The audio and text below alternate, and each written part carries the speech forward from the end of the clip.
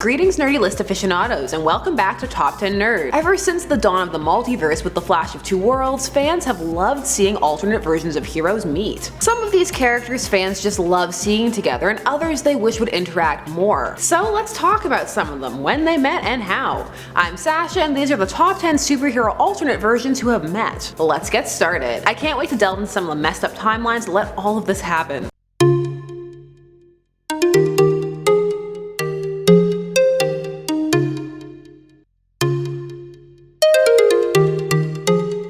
Number 10. Lil Batman. Starting off with a fun one from the Superman/Batman team-up series that began in 2003. So in this story, all of a sudden, there are little chibi versions of the characters running around. This was issue 51. Superman also meets a little Superman, and they're all very over-the-top caricatures of their original personalities. Like, Lil Batman is super angry and gruff, and I like to imagine he has this high-pitched version of a Christian Bale growl. And the Superman one is really enthusiastic and peppy. So this whole plot is zany up until the characters, because we end up with a whole chibi league fight their chibi villains and they end up getting hurt. Because, well, in the main verse, cartoon logic doesn't rule. It turns out this is all being orchestrated by Batmite and Mr. Mxyzptlk, and well, it all works out alright in the end. They get back to their universe and they're okay. I will never stop recommending the 2003 Batman and Superman run. It was so fun. Number 9. The Justice Lords. Let's pop on over to the DCAU, that's the DC animated universe, to a time when the Justice League met their evil alternates, not the Crime Syndicate, but rather the Justice Lords, and Superman had a great extra costume, was lobotomizing people. So this universe was prompted after the death of their Flash, who is very much the heart of the team in the DCAU. His pep and optimism made him an integral part of the core. This was Wally, by the way.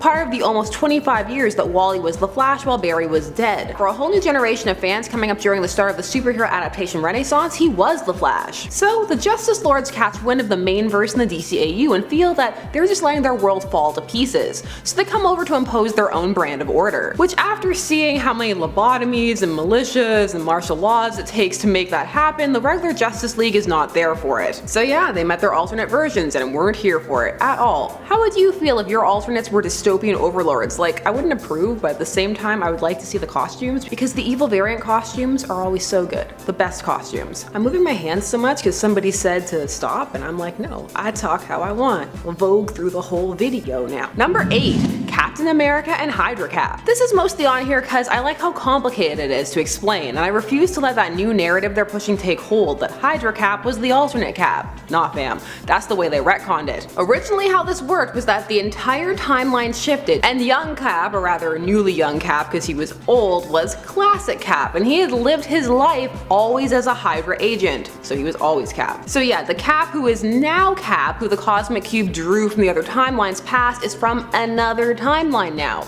He's not classic Cap, that's now HYDRA Cap. But we're gonna go with the he was the real Cap all along, because well, that's how the story really should have unfolded. Making HYDRA Cap always Cap was guaranteed to increase the backlash on a story that was already gonna ruffle some feathers. When you're working on a legacy character, it's not all about you and your vision, it's also about keeping the character recognizable and blending those two things together. Because you're not gonna be writing that character forever, someone else will take it over. And people are gonna, in theory, be reading the character in ongoing fashion, so it needs to feel at least slightly cohesive. Anyway, the Cap we want came back and beat up Hydra Supreme so hard his costume flew off. Number 7. Thomas Wayne and Bruce Wayne. They're both Batman accounts. One of the emotional moments to come from Flashpoint, I mean aside from Barry getting to see his mom again, was that Thomas Wayne, who was Batman in that universe because it was Bruce who died in the alley, got to talk to his son when he learned that his son had a life in another universe. So he took the time to write him a letter that he then gave to Barry to give to him when he fixed the timeline, and by fixed I mean gave us the New 52. So maybe he should just stay there and let Atlantis and Themyscira destroy the world.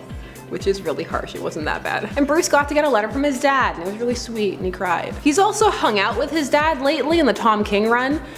That's all I have to say about that. Number 6. Spider-Man and Spider-Gwen. Spider-Man has met many alternate versions of himself thanks to the Spider-Verse, Spider Totems, etc. There are many meetings one could choose from here, so I'm saving some in case there's a part 2. No blanket Spider-Man for me. Spider-Gwen debuted in the Edge of Spider-Verse storyline and became one of the breakout alternate Spideys due in no small part to her costume, which is still one many fans adore. She came from a universe where Gwen was bitten by the spider and not Peter, who died. So obviously when she met so many Peters, including main-verse Peter, the feelings were high. So in the run at the time of this recording, she's splitting her time between her universe and the main 616 verse. Why? 'Cause They want stuff to happen in the main continuity. Spider-Gwen was having a thing with Miles too. So many Spideys, alternate Spideys meeting each other everywhere. Number 5, the Deadpool core. Of course, Deadpool has a whole core of alternate versions of himself. He would, and he did. This series was all about alternate versions of Deadpool coming together to create a super group, the pooliest group they could be. You've got Lady Deadpool, Headpool,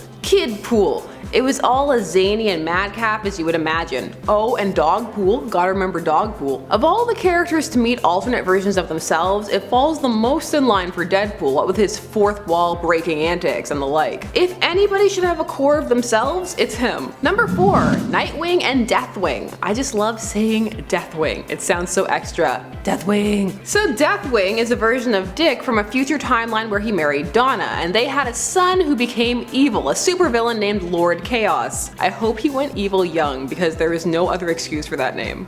Lord Chaos. Deathwing would end up joining the Titans in the past when a mission takes them to the new Teen Titans present. Yes. 0 Hour erased this timeline, but not Deathwing, and then later he was retconned to not be Dick Grayson cause Deathwing, a lot of things happened there. He also ended up being a rapist after he became corrupted by a dark version of Raven. And you know how comics feel about their characters being tied to questionable actions. Unless you're an anti-hero, it doesn't fly. Say it with me now. The Phoenix was a force. Parallax was a fear entity. Number 3, Gwenpool and everyone. Gwenpool debuted as a variant cover on Deadpool's Secret Wars. And is she Deadpool? Yes, but no. Is she Gwen? Yes, but no. Who is she? She's a character created because cosplayers really liked her costume. Her name is literally GWENPOOL. People get confused about who she is though, and that makes sense because she looks like Gwen, but she's wearing a pink Deadpool costume and she breaks the fourth wall like there's no tomorrow. She doesn't even believe in the fourth wall. So if you're not following everything closely, being confused makes a lot of sense. She's met Deadpool and Gwen, and she is just, well, anywhere she wants to be in the Marvel Universe at the moment. Her official canon backstory currently, they're saying they're gonna retcon it, is that she's a comic book fan from our world who got sucked into comics. There's a miniseries at the time of this recording, it's promising big things, which always scares me. Number 2, Reed Richards and the Maker. So nice guy Dad Reed, current canon Marvel Reed, and the evil Reed from the former Ultimate Verse, Earth 1610. I guess I should add sexy dad? The comics really want me to think that, so for accuracy I guess Dilf? Oh god. Reed and the Maker met before the Maker went full villain. In fact, they were working together to take on God Emperor Doom, but they had vast differences in opinion about what to do. Reed found that he had far more of a moral streak to uphold than the Maker, who wanted to kill Doom and all their enemies.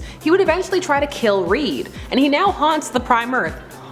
He's still alive. The Maker is Reed with all humanity stripped away, and he actually freaked Reed out. The Maker is really intimidating, and I love it. Evil Reed. Check him out in Absolute Carnage, not sponsored I swear. Just some of the panels there, how he's drawn, it's really disturbing. And number 1, Flash of Two Worlds. Number 1 has to go to the story that started it all. The story that started the whole multiverse when the Golden Age and Silver Age Flashes met for the first time in 1961. When Barry Allen, the Flash, vibrates his molecules in a way he hasn't previously, he finds himself in Keystone City rather than Central City, the home of the Golden Age Flash. This is Jay Garrick, and when he meets him, he's older. And in Barry's world, he's a comic book character who had retired when his comic book series had been cancelled on that Earth. So on his Earth, he retired when the comic was cancelled on Barry's. There you go. The two would team up, and this would be the establishment of Earth 2, which would become a world of Golden Age heroes and plot lines. And this Earth 2 would span into more Earths, many more team-ups, and many more crossovers. It could be said that all the other numbers on this list owe a little something to the Flash of Two Worlds. In the early days, characters would traverse between these two Earths, some even coming to live there permanently, like Black Canary. You would go to Earth 1 though, you didn't go to Earth 2. Still, eventually it would all get convoluted, and DC would try to compress the universes with Crisis on Infinite Earths, only to bring it back years later with Infinite Crisis. Now there's negative multiverses and Apex Lex and all kinds of things. Apex Lex, it's fun to say.